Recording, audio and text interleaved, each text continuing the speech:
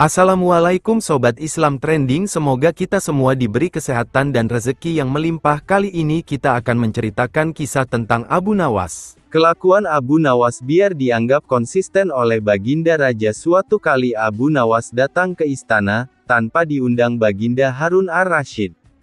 "Kebetulan kamu datang Abu. Saya memang sudah kangen denganmu," kata Baginda tanpa basa-basi. Abu Nawas menjadi senang bukan kepalang. Baginda makin bersahabat saja belakangan ini. "Apa yang mesti hamba lakukan, Baginda?" tanya Abu Nawas. "Tidak ada," sergah Baginda. "Sebentar," ujar Baginda lalu beranjak dari tempat duduknya. Begitu kembali, Baginda sudah berganti pakaian lebih bersahaja, layaknya rakyat biasa. "Saya kepingin ke rumahmu," titah Baginda. Asyiknya, Baginda tidak mau dikawal siapapun. "Untuk apa Baginda ke rumah hamba?" tanya Abu Nawas heran, lapantas kaget dan serba salah. Soalnya, rumah Abu Nawas sedang berantakan. Istrinya pun tak ada di rumah. Lalu siapa nanti yang menyiapkan hidangan untuk Baginda? Abu Nawas jelas kebingungan. "Pokoknya saya mau ke rumahmu," ujar Baginda dengan suara ditekan. Karena Baginda memaksa, maka Abu Nawas pun mengalah. Mereka berdua pun berjalan kaki menuju rumah Abu Nawas, yang jaraknya tak begitu jauh. Sesampai di rumah, Baginda tak menyangka rumah Abu Nawas sangat sederhana. Tak ada barang berharga di rumah itu. "Kamu sendiri?" tanya Baginda. "Iya, Paduka," jawabnya. "Istri hamba sedang menjenguk orang tuanya," lanjutnya. "Kebetulan, saya ingin belajar tentang kebijaksanaan hidup dari dirimu," kata Baginda. Sampai di sini Abu Nawas belum paham maksud Baginda. Berpikir sejenak, Abu Nawas menyadari permintaan Baginda tidak mungkin bisa ditolak. Akhirnya ia pun menurut saja, dengan syarat bahwa kebijaksanaan hanya bisa dipelajari dengan praktik. Baginda pun tak keberatan menemani Abu Nawas dan melihat perilakunya. Malam itu Baginda tidak kembali ke istana, lah berencana menginap di rumah Abu Nawas. Abu Nawas menggosok kayu membuat api. Jawab Abu Nawas. Setelah api besar, Abu Nawas memasak sop. Sop menjadi panas. Abu Nawas menuangkannya ke dalam 2 mangkok, lah mengambil mangkoknya, kemudian meniup-niup sopnya. "Mengapa sop itu kau tiup?" tanya Baginda lagi. "Agar lebih dingin dan enak dimakan," jawab Abu Nawas. "Ah, aku rasa aku tidak jadi belajar darimu," ketus Baginda. Mengagetkan Abu Nawas, "Engkau tidak bisa konsisten dengan pengetahuanmu," lanjut Baginda diiringi senyum kecut Abu Nawas. Malam itu juga Baginda pulang ke istana diantar Abu Nawas. Di perjalanan keduanya bicara tentang berbagai hal. "Berapa umurmu, Abu?" "40 tahun, jawab Abu Nawas. "Tapi beberapa tahun yang lalu, kau menyebut angka yang sama." "Hamba konsisten. Lapar banget." Abu Nawas membeli semerbak bau masakan pada suatu ketika Abu Nawas melakukan perjalanan yang panjang. Pada hari itu perut si cerdik ini keroncongan dengan amat sangat. Maklumlah sudah seharian belum terisi makanan sedikit pun. Abu Nawas memeriksa kantong uangnya. Bekal sudah menipis, lah hanya menemukan beberapa keping uang, sementara perjalanannya masih jauh. Bila uang itu digunakan untuk membeli sesuatu, nanti ongkos perjalanannya tidak akan terbayar. Walaupun tubuhnya lemas karena belum makan seharian, Abu Nawas tetap melangkahkan kakinya yang gontai. Pada saat melihat kedai yang ramai pembeli, Abu Nawas tak kuasa untuk tidak memasukinya. Dari bilik dapur terlihat asap mengepul. "Itu pasti makanan yang sangat lezat," pikir Abu Nawas. Benar saja, bau masakan langsung menyeruak di hidungnya. Abu Nawas pun tidak menyia-nyiakan itu, lah langsung menghirup aroma masakan itu dengan kuat-kuat. Dari aromanya, Abu Nawas sudah membayangkan sajian yang lezat untuk dirinya. Tindakan itu diulanginya berkali-kali hingga ia merasa puas. Setelah merasa cukup puas dengan aroma masakan yang dihirupnya, Abu Nawas pun pergi meninggalkan kedai dengan mengapungkan senyum di bibirnya. Hanya saja, belum jauh dia melangkahkan kakinya, tiba-tiba terdengar teriakan dari seseorang. "Hai, mau kemana? Bayar dulu!" teriak orang itu, yang ternyata pemilik kedai. Abu Nawas pun menghentikan langkahnya. Dengan tenang dia balik kanan menghampiri si pemilik kedai. Abu Nawas sempat heran juga dengan kelakuan pemilik kedai yang menagih dirinya, padahal ia tidak makan atau minum barang sedikit pun di kedai itu. Enak saja main nyelonong pergi, bayar dulu baru boleh pergi, sergah pemilik kedai begitu Abu Nawas berhadapan dengannya. Kemudian Abu Nawas menganggukkan kepala tanda setuju permintaan sang pemilik kedai. Dengan santainya Abu Nawas merogoh kantong uangnya. Selanjutnya ia mempermainkan duit di kantongnya itu. Aneh juga, Abu Nawas tak memberikan uangnya kepada pemilik kedai. Aneh juga, Abu Nawas tak memberikan uangnya kepada pemilik kedai. Malah Abu Nawas terus bermain-main dengan uang recehnya dengan cara mengocok kantong uangnya. Suara uang receh terdengar kerincing-kerincing. "Ayo, mana uangnya? Bayar!" teriak pemilik kedai. "Baik, ini bayarnya," kata Abu Nawas sambil mengocok kembali uang recehnya sehingga timbul suara kerincing-kerincing. "Loh, mana uangnya? Dari tadi cuma mendengar suaranya saja," kata pemilik kedai yang semakin geram. Kemudian Abu Nawas menjawab, "Itu tadi bayarnya, aku bayar pakai suaranya saja karena di kedaimu aku hanya dapat baunya saja." Mendengar jawaban itu, si pemilik kedai hanya bisa tersenyum malu. Jadi Abu Nawas membeli bau masakan dengan bunyi kerincing uang logamnya. Para santri mengkritik cara mengajar Abu Nawas. Abu Nawas adalah pujangga Arab dan merupakan salah satu penyair terbesar sastra Arab klasik. Penyair ulung sekaligus tokoh sufi ini mempunyai nama lengkap Abu Ali Al-Hasan bin Hani Al-Hakami dan hidup pada zaman Khalifah Harun Al-Rasyid di Baghdad 806–814 m. Berita tentang kecerdasan dan kecerdikan Abu Nawas sudah tersebar di seluruh Baghdad. Santri Abu Nawas setiap hari juga terus bertambah. Hanya saja, tak semua santri merasa puas dengan cara mengajar Abu Nawas. Suatu ketika seorang santri yang tampak kritis mengeluh serta mengkritik gurunya itu, lah bilang spiritualitas Abu Nawas perlu disesuaikan dengan perkembangan zaman. Tentu saja, protes itu membuat Abu Nawas terkejut juga. Namun, bukan Abu Nawas kalau menanggapi sesuatu tidak dengan lelucon, lah tertawa keras-keras, sehingga membuat para santri ikut-ikutan cekikikan. Selanjutnya Abu Nawas tampak terdiam. Suasana menjadi hening. Abu Nawas menarik nafas dalam-dalam. Lalu dengan hati-hati si cerdik ini menceritakan kisah seorang pelajar yang bertanya kepada seorang penjual buku, "Tidak ada buku anatomi yang lebih baru? Buku-buku yang ada di sini sudah berumur 10 tahun atau lebih." Protes pelajar itu. "Dengarlah, nak," kata penjual buku menjawab pertanyaan pelajar itu. "Tidak ada penambahan tulang apapun dalam tubuh manusia selama 10 tahun terakhir ini. Demikian pula halnya," sambung Abu Nawas, "tidak ada penambahan apapun dalam kodrat manusia selama 10.000 tahun terakhir ini." Para santri terdiam dan hening ketika sang guru bercerita. Abu Nawas menatap tajam santrinya satu persatu saat menutup cerita tentang penjual buku dan seorang pelajar itu. Hal lainnya yang membuat santri Abu Nawas protes juga karena seringnya sang guru membuat lelucon. Hampir selalu ada gelak tawa dalam setiap kali ia bicara. Hal itu rupanya juga mengganggu mereka yang sangat ingin serius tentang spiritualitas dan diri mereka.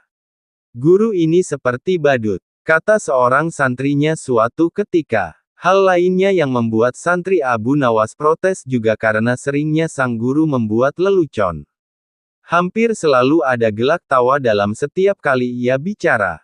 Hal itu rupanya juga mengganggu mereka yang sangat ingin serius tentang spiritualitas dan diri mereka. "Guru ini seperti badut," kata seorang santrinya suatu ketika. "Oh, tidak," sergah santri yang lain. "Anda salah tangkap. Seorang badut membuat Anda menertawainya, seorang guru membuat Anda menertawai diri sendiri," lanjutnya.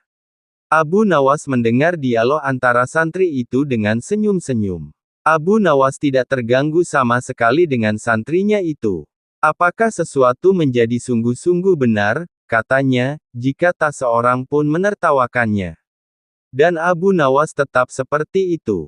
Kocak dan kadang ngawur. Jika bukan begitu, ya, bukan Abu Nawas lagi. Hakim Pening hadapi kasus sengketa kebun Abu Nawas dan Tuan Tanah Al-Kisah. Suatu ketika Abu Nawas melihat-lihat kebunnya yang sudah lama tidak diurus. Di saat dirinya asyik melihat-lihat pohon di dalam kebun, tiba-tiba ada suara menghardik. "Ngapain kau masuk kebunku?" ujar seorang lelaki yang oleh penduduk setempat berjuluk Tuan Tanah. "Apa?" Abu Nawas kaget bukan kepalang. "Ini kebun milikku. Jangan mengaku aku ya," lanjut Abu Nawas dengan suara tak kalah kencang. Abu Nawas dan Tuan Tanah sama-sama kekeh mengklaim itu kebun miliknya. Kasus ini jelas ruwet karena pemilik kebun kala itu tidak memiliki surat-surat tanda kepemilikan. Cara musyawarah dan mufakat tak bisa putus. Keduanya mengaku itu kebunnya. Tak ada jalan lain bagi Abu Nawas, kecuali melapor kepada Baginda Raja Harun al-Rasyid.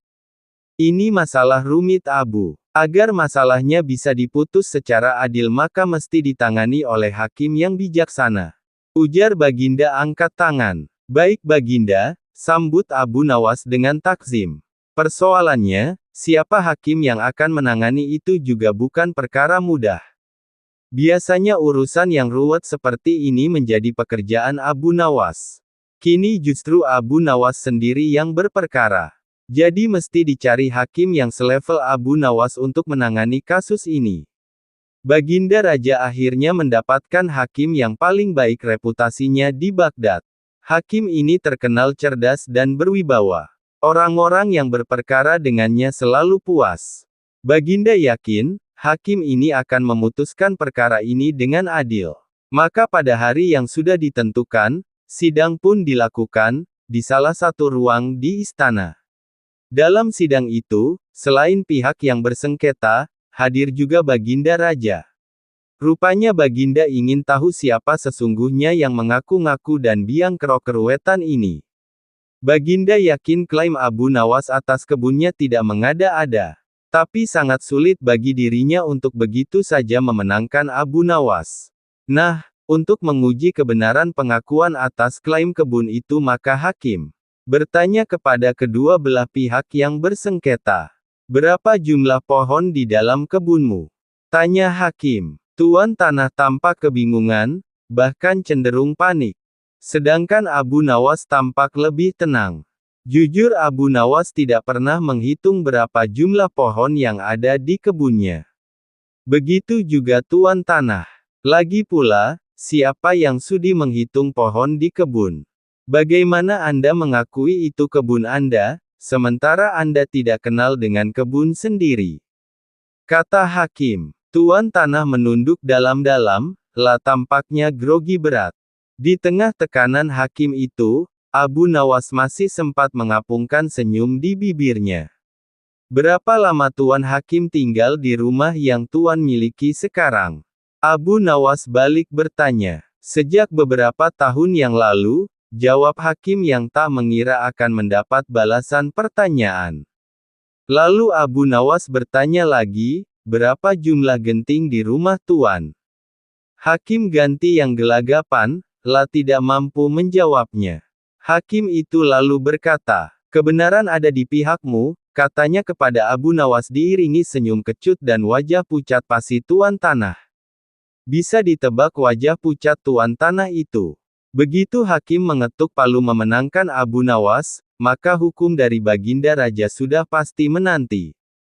Hakim yang terkenal adil dan bijaksana ini mengakui terkadang kecerdasan dan kejeniusan bisa patah oleh argumen.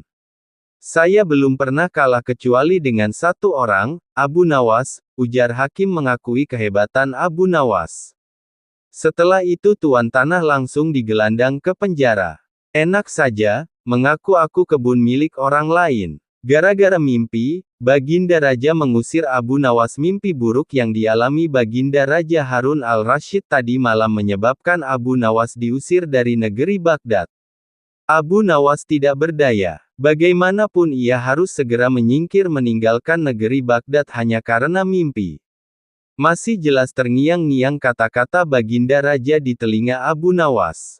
Tadi malam aku bermimpi bertemu dengan seorang laki-laki tua, lah mengenakan jubah putih, lah berkata bahwa negerinya akan ditimpa bencana bila orang yang bernama Abu Nawas masih tetap tinggal di negeri ini, lah harus diusir dari negeri ini sebab orang itu membawa kesialan, lah boleh kembali ke negerinya dengan syarat tidak boleh dengan berjalan kaki, berlari, merangkak, melompat-lompat dan menunggang keledai atau binatang tunggangan yang lain. Dengan bekal yang diperkirakan cukup Abu Nawas mulai meninggalkan rumah. Istri Abu Nawas hanya bisa mengiringi kepergian suaminya dengan derayan air mata. Sudah 2 hari penuh Abu Nawas mengendarai keledainya. Bekal yang tidak terlalu meresapi pengusiran dirinya dengan kesedihan yang terlalu mendalam. Sebaliknya Abu Nawas merasa bertambah yakin bahwa Tuhan Yang Maha Perkasa akan segera menolong keluar dari kesulitan yang sedang melilit pikirannya. Bukankah tiada seorang teman pun yang lebih baik daripada Allah SWT dalam saat-saat seperti itu? Setelah beberapa hari Abu Nawas berada di negeri orang, ia mulai diserang rasa rindu yang menyayat-nyayat hatinya yang paling dalam. Rasa rindu itu makin lama makin menderu-deru. Sulit untuk dibendung. Memang, tak ada jalan keluar yang lebih baik daripada berpikir. Tetapi dengan akal apakah ia harus melepaskan diri? Begitu tanya Abu Nawas dalam hati. Apakah aku akan meminta bantuan orang lain dengan cara menggendongku dari negeri ini sampai ke istana Baginda? Tidak, tidak akan ada seorang pun yang sanggup melakukannya. Aku harus bisa menolong diriku sendiri tanpa melibatkan orang lain. Pada hari ke-19 Abu Nawas menemukan cara lain yang tidak termasuk larangan Baginda Raja Harun al-Rasyid. Setelah segala sesuatunya dipersiapkan, Abu Nawas berangkat menuju ke negerinya sendiri. Perasaan rindu dan senang menggumpal menjadi satu. Kerinduan yang selama ini melecut-lecut semakin menggila. Selama ini melecut-lecut semakin menggila karena Abu Nawas tahu sudah semakin dekat dengan kampung halaman. Mengetahui Abu Nawas bisa pulang kembali, penduduk negeri gembira. Desas-desus tentang kembalinya Abu Nawas segera menyebar secepat bau semerbak bunga yang menyerbu hidung. Kabar kepulangan Abu Nawas juga sampai ke telinga Baginda Harun al-Rasyid. Baginda juga merasa gembira mendengar berita itu tetapi dengan alasan yang sama sekali berbeda. Rakyat gembira melihat Abu Nawas pulang kembali, karena mereka mencintainya. Sedangkan Baginda Raja gembira mendengar Abu Nawas pulang kembali karena beliau merasa yakin kali ini pasti Abu Nawas tidak akan bisa mengelak dari hukuman. Namun Baginda amat kecewa dan merasa terpukul melihat cara Abu Nawas pulang ke negerinya. Baginda sama sekali tidak pernah membayangkan kalau Abu Nawas ternyata bergelayut di bawah perut keledai.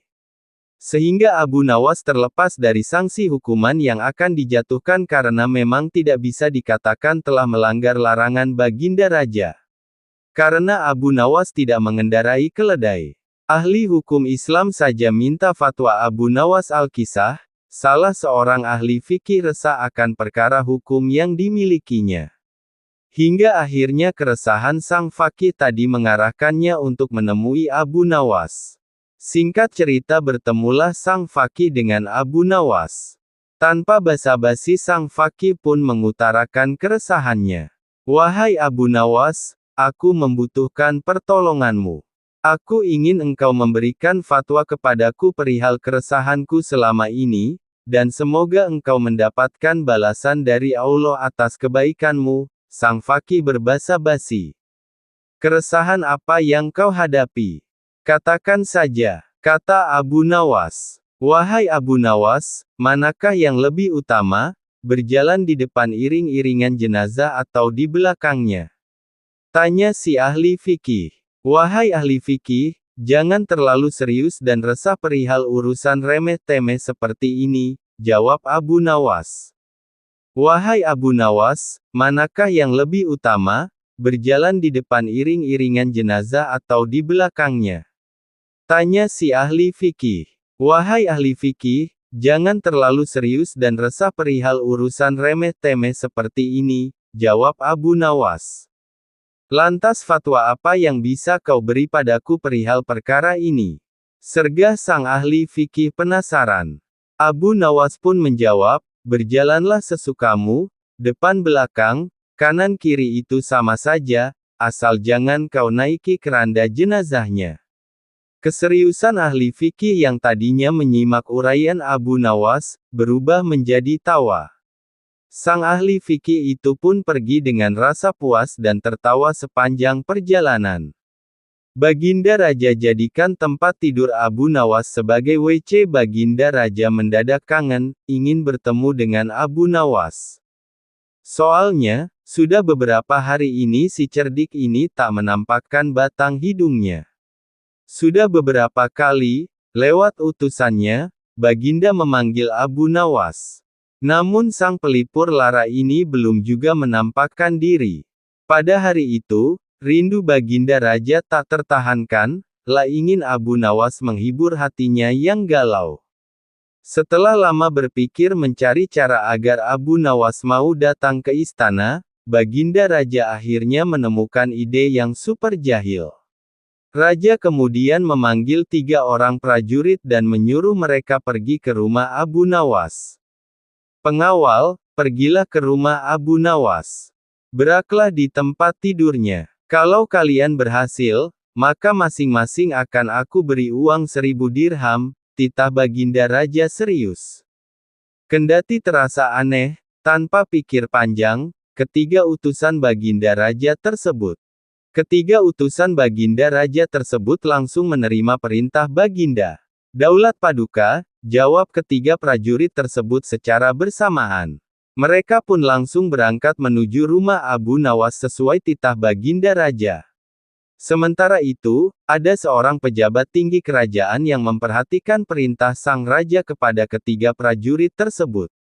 Pejabat itu memberanikan diri untuk bertanya kepada raja. Maaf Paduka, bukankah tugas yang diberikan itu tampak aneh dan menghina? Ujar pejabat setingkat pati itu. Memang benar, tapi itulah siasatku agar Abu Nawas segera hadir ke istana, jawab Baginda terkekeh. Apakah gerangan rencana Baginda? Tanya pejabat itu lagi menunjukkan bahwa dirinya belum paham. Nanti kamu akan segera mengetahuinya, dan sekarang kamu ikutilah ketiga anak buahmu itu dan intailah mereka. Sampaikan kepada Abu Nawas, bila dia berhasil menggagalkan tugas prajurit itu, maka ia akan aku beri uang 3000 dirham dan sekaligus ia boleh memukul utusanku itu, kata Baginda Raja. Dengan perasaan yang masih bingung, pejabat itu segera melaksanakan perintah Raja. Dia segera berkemas dan menuju ke rumah Abu Nawas. Para prajurit Baginda Raja Harun al-Rasyid yang sudah berangkat lebih dulu sudah tiba di rumah Abu Nawas. Ketiganya langsung mengetuk pintu rumah. Tak lama setelah itu, Abu Nawas pun membukakan pintu dan bertemu ketiga utusan Baginda Raja. Kami diutus oleh Baginda Raja untuk buang air besar di tempat tidurmu. Karena ini perintah Raja, kamu tidak boleh menolak, kata salah satu prajurit. Abu Nawas kaget bukan kepalang. Tapi ia segera sadar, permainan sedang dirancang Baginda Raja. Oh, silakan. Saya sama sekali tidak keberatan.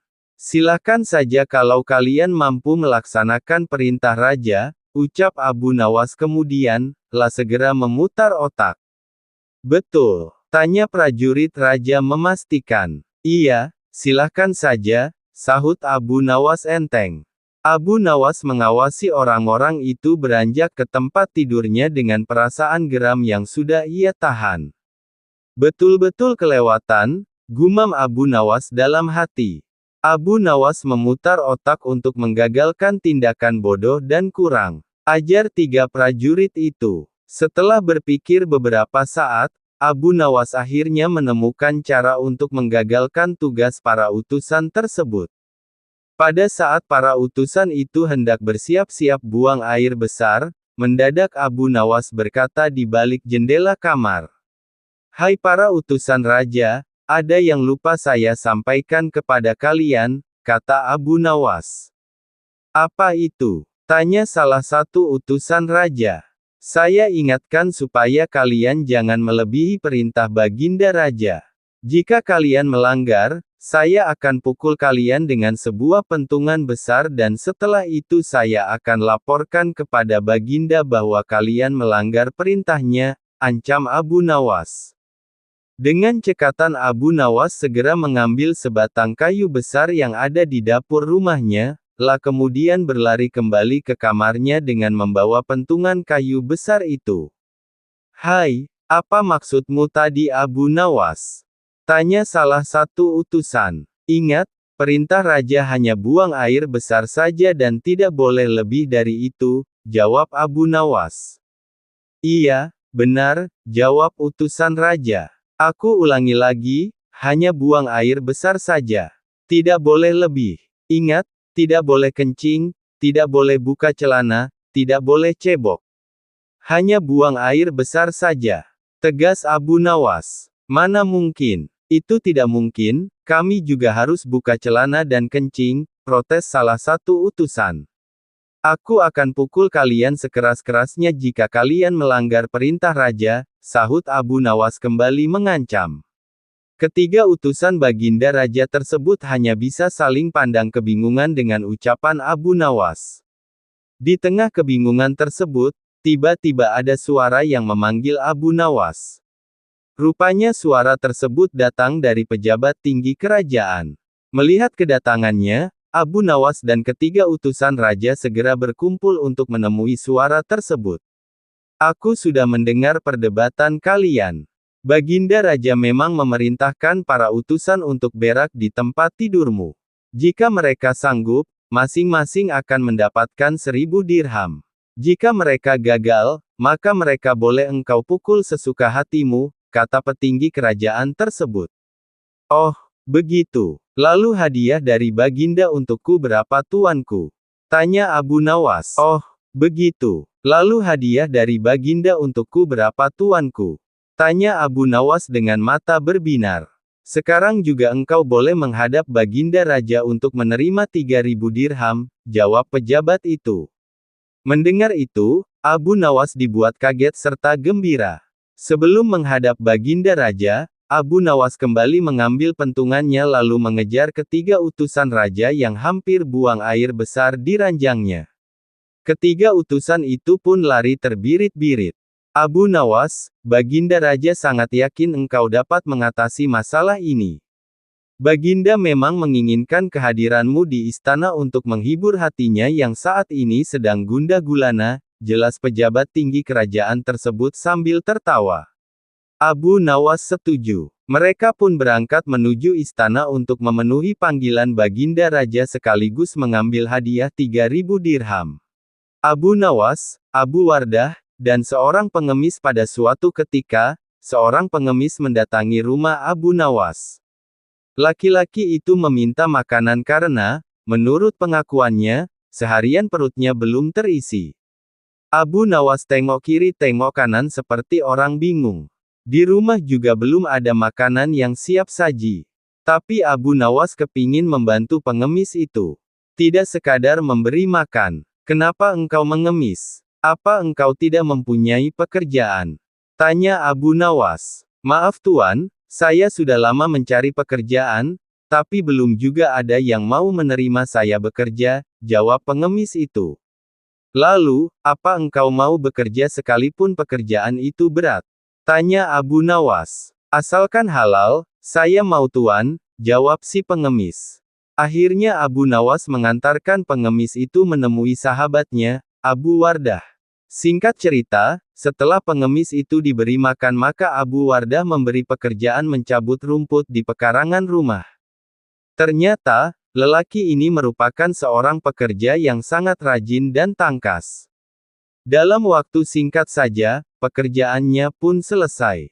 Abu Wardah pun sangat kagum dan tergerak hatinya untuk memberikan pekerjaan yang lebih serius, pun meminta pekerja baru itu untuk memisahkan satu ember kurma menjadi 3 bagian. Yang bagus diletakkan di keranjang pertama, sementara yang lumayan bagus diletakkan di keranjang kedua, dan kurma yang jelek diletakkan di keranjang ketiga.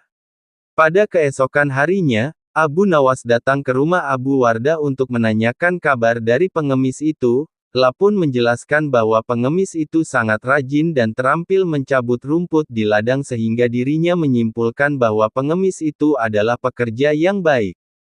Maka dari itu Abu Wardah memberikan pekerjaan yang lebih serius kepadanya. "Sekarang dia bekerja apa?" tanya Abu Nawas. "Tadi malam saya suruh untuk memisahkan kurma-kurma menjadi 3 bagian. Mari kita ke sana untuk melihatnya, tentu sudah selesai pekerjaannya itu," kata Abu Wardah. Tapi apa yang terjadinya? Keduanya mendapati pengemis itu sedang tidur pulas. Tugas yang diberikan tidak dikerjakan.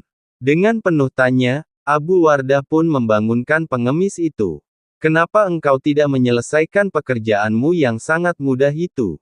tanya Abu Wardah. "Maaf Tuan, kalau hanya memindahkan kurma, sesungguhnya itu mudah, yang sulit adalah membuat keputusan mana kurma yang baik, lumayan baik, dan jelek, karena saya tidak diberitahu sebelumnya," jawab pengemis. "Sungguh itu tak terpikirkan olehku," kata Abu Wardah menepuk jidatnya. Abu Nawas pun tersenyum melihat kejadian itu. Si cerdik ini geleng-geleng karena sahabatnya itu hanya bisa memberikan tugas saja, tapi tidak mengajarinya dengan baik cara melakukannya.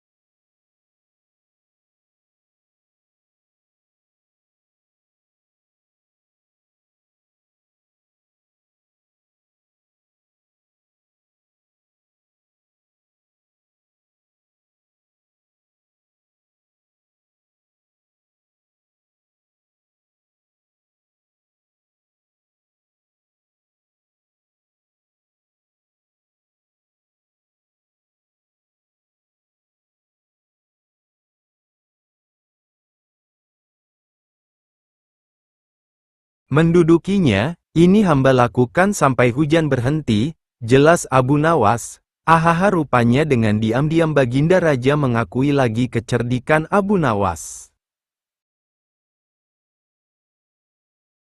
Panah pembawa rezeki Abu Nawas memang cerdik, meskipun tak mempunyai kemampuan untuk melaksanakan titah sang raja, namun dia selalu berhasil melaksanakan tugasnya.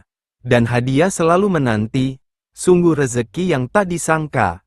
Suatu ketika Abu Nawas diundang oleh Raja Harun ar-Rasyid untuk makan bersama, maka berangkatlah para pengawal kerajaan untuk menjemput Abu Nawas di rumahnya. Tak berapa lama kemudian Abu Nawas telah sampai di istana dengan pakaian sederhana saja. Abu Nawas langsung diajak berbincang di sebuah pendapat dengan berbagai jamuan makanan lengkap dengan minuman yang segar. Melihat begitu banyaknya makanan, Abu Nawas pun sangat lahap menyantap makanan yang dihidangkan kepadanya. Sementara itu, Raja masih meneruskan perbincangannya dengan Abu Nawas tentang kekuasaannya. Raja Harun bercerita kepada Abu Nawas terkait dengan luasnya wilayah yang telah dipimpinnya. Namun Abu Nawas nampak tidak menggubris, malah dia sibuk dengan makanan yang tersaji di hadapannya. Tak lama kemudian, Raja mulai melontarkan berbagai pertanyaan kepada Abu Nawas. "Hai Abu Nawas, kalau setiap benda ada harganya, berapakah harga diriku ini?" tanya Raja. Abu Nawas yang masih dalam kondisi kekenyangan setelah makan-makan, menjawab sekenanya tanpa berpikir panjang. "Hamba kira, mungkin sekitar 100 dinar saja Paduka," jawab Abu Nawas. "Terlalu sekali engkau Abu Nawas. Harga sabukku saja 100 dinar, bentak Raja. "Tepat sekali Paduka, memang yang saya nilai dari diri Paduka hanya sebatas sabuk itu saja," ujar Abu Nawas. Karena merasa tak ingin dipermalukan oleh Abu Nawas karena kecerdikannya, kali ini Raja tidak mau lagi mengambil resiko dengan beradu pendapat lagi. Oleh karena itu, Abu Nawas diajak menuju ke tengah-tengah prajuritnya yang merupakan ahli bela diri dan ketangkasan. Ayo Abu Nawas, di hadapan para prajuritku, tunjukkanlah kemampuan memanahmu, panahlah sekali ini saja. Kalau panahmu dapat mengenai sasaran, hadiah akan menantimu. Tapi kalau gagal, engkau akan aku penjara, kata raja. Abu Nawas pun bergegas mengambil busur dan anak panah. Dengan memantapkan hati, Abu Nawas membidik sasaran dan mulai memanah. Namun panahnya meleset dari sasaran. Dari pengamatan saya, ini adalah gaya memanah para makelar tanah, ujar Abu Nawas untuk menutupi kelemahannya. Sesaat kemudian, Abu Nawas mencabut sebuah anak panah lagi dan membidik sasaran. Lagi-lagi anak panah yang dibidikkan itu melesat terlalu jauh dari sasaran. Kalau yang ini paduka, ini gaya juragan buah kalau sedang memanah, sahut Abu Nawas untuk menutupi kelemahannya yang kedua. Untuk yang ketiga kalinya, Abu Nawas kembali mencabut anak panah dan mulai membidiknya. Namun kali ini kebetulan anak panah yang dibidikkan tersebut mengenai sasaran. Nah yang ini paduka, ini baru gaya Abu Nawas kalau sedang memanah. Saya pun menunggu hadiah yang paduka janjikan, kata Abu Nawas dengan gembira. Dengan tak bisa menyembunyikan tawanya, paduka raja lantas memberikan hadiah kepada Abu Nawas. Dengan kecerdikannya bermain kata-kata yang masuk logika, akhirnya Abu Nawas mendapat hadiah.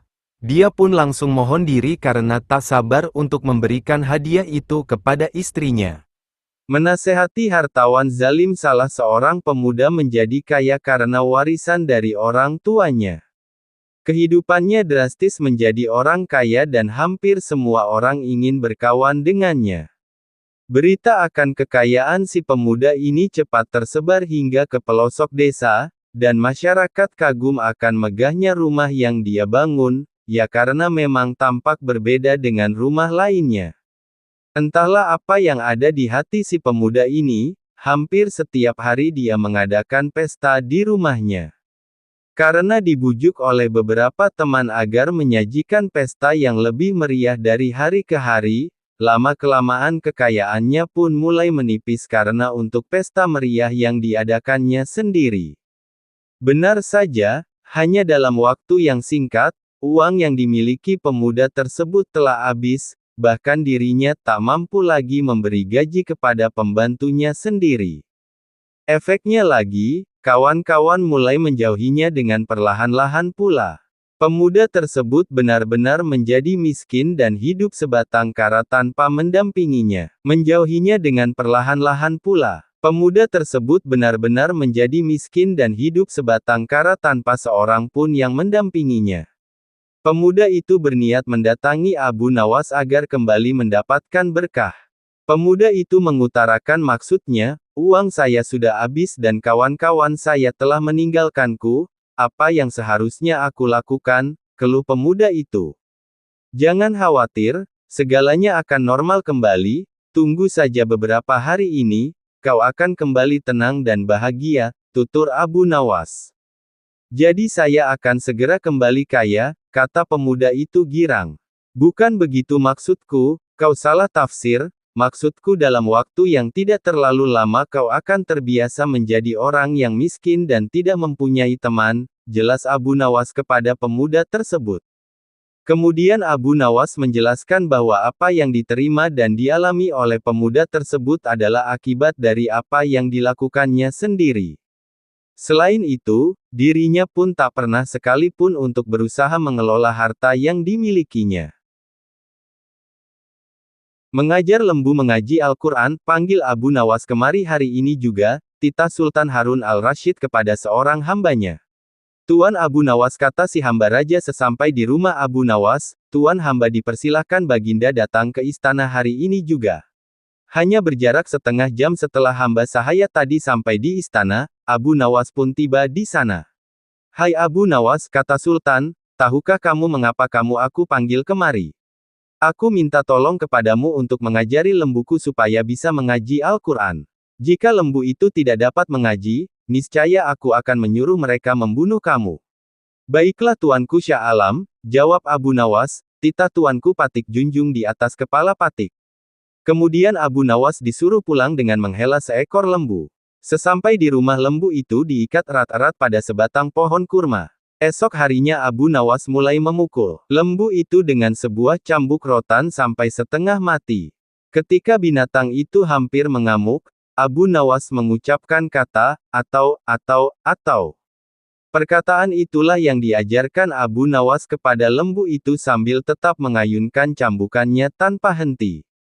Pekerjaan itu ia lakukan setiap hari pagi sampai tengah hari dan dari duhur sampai maghrib selama beberapa hari sehingga tidak terpikirkan untuk menghadap ke istana.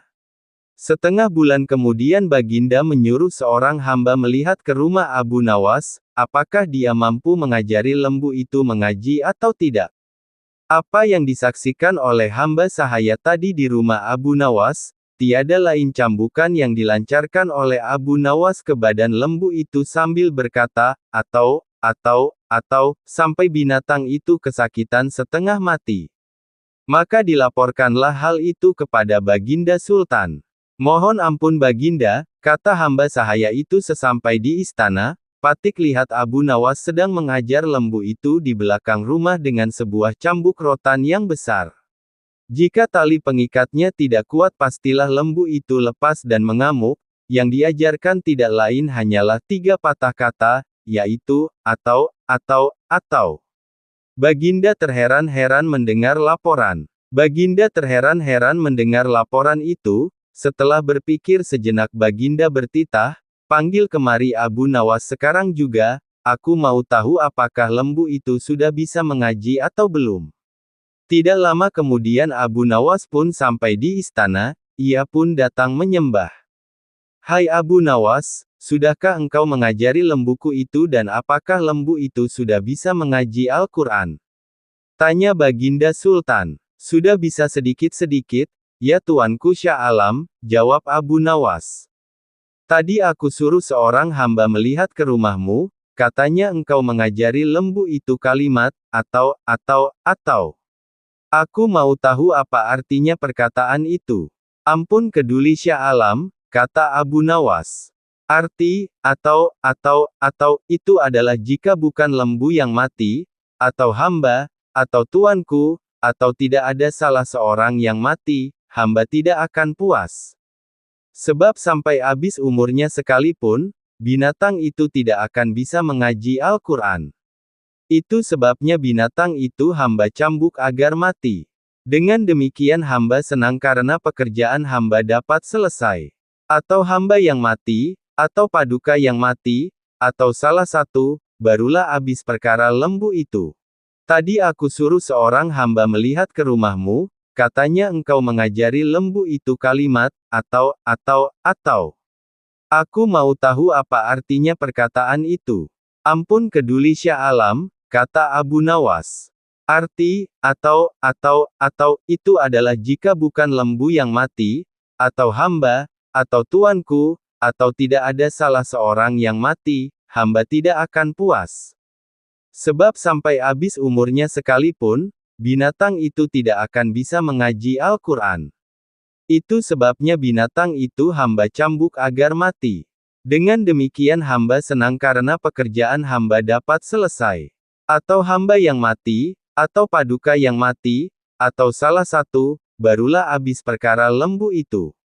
Baginda terperanjat di tempat duduknya, tidak dapat berkata sepatah kata pun.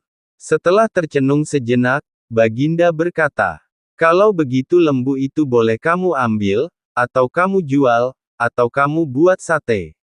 Terima kasih banyak-banyak, ya Tuanku Baginda Syah Alam, kata Abu Nawas sambil menyembah hingga kepalanya menyentuh tanah, lapun mohon diri pulang ke rumah dengan langkah ringan dan hati senang.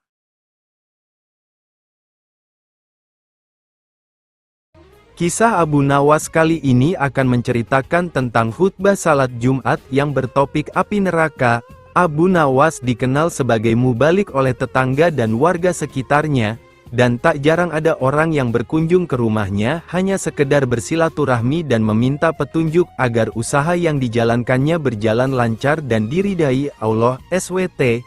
Namun satu hal pesan dari Abu Nawas ini, bahwa Abu Nawas tak bisa memberikan janji. Hanya saja dirinya mengingatkan agar selalu ingat kepada Allah SWT dengan jalan bersedekah. Hari Jumat telah tiba. Abu Nawas yang ditunjuk menjadi imam sekaligus khatib untuk memberikan ceramah pun bersiap berangkat ke masjid. Abu Nawas segera mandi dan berpakaian rapi. Setelah berpamitan dengan istrinya, Abu Nawas lalu melangkahkan kakinya menuju masjid. Tak lama kemudian, terdengar suara azan. Umat Islam khususnya laki-laki berbondong-bondong menuju masjid dan para warga sangat senang dan antusias sekali karena biasanya ceramah dari Abu Nawas ini sangat sesuai dengan situasi terkini. Namun belum lama Abu Nawas berkhutbah, dilihatnya banyak para jamaah banyak yang mengantuk, bahkan ada yang tertidur. Melihat hal itu, Abu Nawas berteriak, "Api, api, api," ujar Abu Nawas dengan keras. Kontan saja para jamaah terbangun kaget, menoleh kiri dan kanan mendengar teriakan Abu Nawas itu. Sebagian malah ada yang hanya saling pandang saja. "Di mana apinya? Di mana?" teriak jamaah. Abu Nawas yang melihat para jamaah terbangun dan panik, lantas Abu Nawas meneruskan khutbahnya tanpa peduli pertanyaan para jamaah mengenai letak apinya. "Api yang dahsyat di neraka, bagi mereka yang lalai dalam beribadah," kata Abu Nawas dalam khutbahnya. Setelah menyampaikan khutbahnya, Abu Nawas segera menutup bagian kedua khutbah dengan berdoa. Sesaat kemudian, Abu Nawas kemudian memimpin salat Jumat dengan khusyuk diikuti oleh para jamaah. Para jamaah tersadar dan masih ingat akan api neraka yang diucapkan oleh Abu Nawas tadi. Menangkap dan memenjarakan angin. Itulah judul dari kisah Abu Nawas kali ini. Rasanya kok sulit ya untuk dilaksanakan oleh Abu Nawas kali ini. Alkisah, Abu Nawas kaget bukan main saat seorang utusan Baginda Raja datang ke rumahnya. Ia diharuskan menangkap Baginda secepatnya. Pikiran Abu Nawas bertanya-tanya, permainan apa lagi yang akan dihadapi kali ini? Setelah tiba di istana, Baginda Raja menyambut Abu Nawas dengan sebuah senyuman. "GR langsung tuh Abu Nawas. Akhir-akhir ini, aku sering mendapatkan gangguan perut," kata tabib pribadiku. "Aku terkena serangan angin," kata Baginda memulai pembicaraan. "Ampun tuanku, apa yang bisa hamba lakukan hingga mendapatkan panggilan?" tanya Abu Nawas. "Aku hanya menginginkan engkau menangkap angin dan memenjarakannya," kata Baginda. Abu Nawas pun hanya terdiam. Tak sepatah kata pun keluar dari mulutnya. Ia tidak memikirkan cara menangkap angin nanti, tapi ia masih bingung bagaimana cara membuktikan bahwa yang ditangkap itu memang benar-benar angin. Karena angin tidak bisa dilihat, tiada benda yang lebih aneh dari angin. Tidak seperti halnya air, walaupun tidak berwarna tetapi masih dilihat. Sedangkan angin tidak. Parahnya lagi, Baginda hanya memberi waktu tidak lebih dari 3 hari. Abu Nawas pulang dengan membawa pekerjaan rumah dari Baginda Raja. Namun, Abu Nawas tidak begitu sedih, karena berpikir adalah sudah merupakan bagian dari hidupnya, bahkan merupakan suatu kebutuhan. Ia yakin bahwa dengan berpikir akan terbantanglah jalan keluar dari kesulitan yang sedang dihadapi. Dan dengan berpikir, Ia yakin bisa menyumbangkan sesuatu kepada orang lain yang membutuhkan, terutama orang-orang miskin. Karena tak jarang Abu Nawas menggondol sepundi penuh uang emas hadiah dari Baginda atas kecerdikannya. Akan tetapi, sudah 2 hari ini si Abu Nawas belum juga mendapatkan akal untuk menangkap angin, apalagi memenjarakannya. Sedangkan besok adalah hari terakhir yang telah ditetapkan oleh Baginda Raja. Abu Nawas hampir putus asa. Benar-benar tidak bisa tidur walaupun hanya sekejap. Mungkin sudah takdir.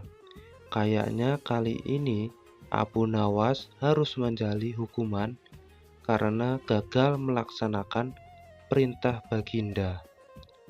Ia berjalan bergondang-ganting menuju istana.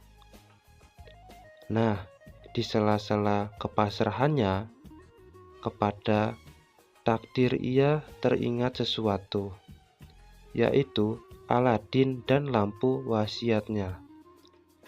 Bukankah jin itu tidak terlihat? Gumam Abu Nawas. Ia langsung kegirangan dan segera berlari pulang. Sesampainya di rumah, ia secepatnya mungkin segala sesuatu, kemudian menuju istana. Di pintu gerbang istana, si Abu Nawas langsung dipersilakan masuk oleh para pengawal karena Baginda sedang menunggu kehadirannya. Dengan tidak sabar, Baginda langsung bertanya kepada Abu Nawas, "Sudahkah engkau berhasil memenjarakan angin, hai Abu Nawas?" tanya Baginda. "Sudah Paduka yang mulia," jawab Abu Nawas dengan wajah berseri-seri. Abu Nawas kemudian mengeluarkan botol yang sudah disumbatnya. Kemudian botol tersebut diserahkan kepada Baginda. Baginda Raja menimang-minang botol itu sebelum bertanya lebih lanjut. "Mana angin itu, hai Abu Nawas?" tanya Baginda. "Di dalam, tuanku yang mulia," jawab Abu Nawas. "Aku tak melihat apa-apa," kata Baginda. "Ampun tuanku, memang angin tidak bisa dilihat. Tetapi, bila Paduka ingin tahu isinya angin, tutup botol itu harus dibuka terlebih dahulu," kata Abu Nawas menjelaskan. Setelah tutup botol dibuka, Baginda mencium bau busuk yang sangat menyengat di hidungnya. "Bau apa ini, hai Abu Nawas?" tanya Baginda marah. "Ampun tuanku yang mulia, tadi hamba buang angin dan hamba masukkan ke dalam botol. Karena hamba takut angin yang hamba buang itu keluar, maka hamba memenjarakannya dengan cara menyumbat mulut botol," jelas Abu Nawas. Akan tetapi Baginda tidak jadi marah karena penjelasan Abu Nawas memang masuk akal. Untuk sekian kalinya Abu Nawas selamat dari hukuman Baginda dan pulang membawa 1 dinar kantong emas untuk dibagikan kepada orang-orang yang tidak mampu.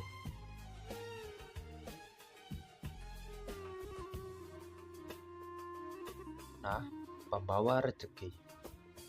Abu Nawas memang cerdik, meskipun tak mempunyai kemampuan untuk melaksanakan perintah sang raja. Namun, dia selalu berhasil melaksanakan tugasnya, dan hadiah selalu menanti. Sungguh rezeki yang tak disangka. Suatu ketika, Abu Nawas diundang oleh Raja Harun ar-Rasyid untuk makan bersama. Maka berangkatlah para pengawal kerajaan untuk menjemput Abu Nawas di rumahnya. Tak berapa lama kemudian Abu Nawas telah sampai ke istana dengan pakaian sederhana saja. Abu Nawas langsung diajak berbincang di sebuah pendepa dengan berbagai jamuan makanan lengkap dengan minuman yang segar. Melihat begitu banyak makanan, Abu Nawas pun sangat lahap menyantap makanan yang dihidangkan kepadanya. Sementara itu, Raja masih meneruskan pembicaraannya dengan Abu Nawas tentang kekuasaannya. Raja Harun bercerita kepada Abu Nawas terkait dengan luasnya wilayah yang telah dipimpinnya. Namun Abu Nawas nampak tidak menggubris, malah dia sibuk dengan makanan yang tersaji di hadapannya. Tak lama kemudian, Raja mulai melontarkan berbagai pertanyaan kepada Abu Nawas. "Hai Abu Nawas, kalau setiap benda ada harganya, berapakah harga diriku ini?" tanya Raja.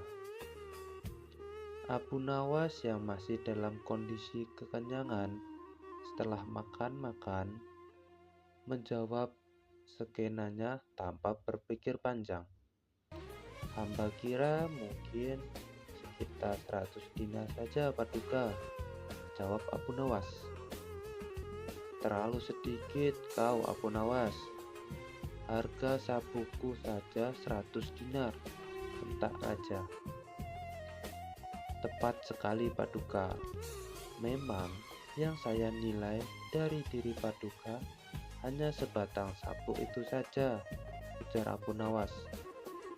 Karena merasa tak ingin dipermalukan oleh Abu Nawas karena kecerdikannya, kali ini Raja tidak mau lagi mengambil resiko dengan beradu pendapat. Oleh karena itu, Abu Nawas diajak menuju ke tengah-tengah prajuritnya yang merupakan ahli bela diri dan ketangkasan. "Ayo Abu Nawas, di hadapan para prajuritku, tunjukkanlah kemampuan memanahmu. Panahlah sekali ini saja. Kalau panahmu dapat mengenai sasaran, hadiah akan menantimu. Tapi kalau gagal, engkau akan kupenjara," kata Raja. Abu Nawas pun bergegas mengambil busur dan anak panah. Dengan menantapkan hatinya, Abu Nawas membidik sasaran dan mulai memanah. Namun panahnya meleset dari sasaran. "Dari pengamatan saya, ini adalah gaya memanah para malakar tanah," ujar Abu Nawas untuk memenuhi kelemahannya. Tetapi sesaat kemudian Abu Nawas mencabut sebuah anak panah lagi dan membidik sasaran. Lagi-lagi anak panah yang dibidik itu meleset terlalu jauh dari sasaran.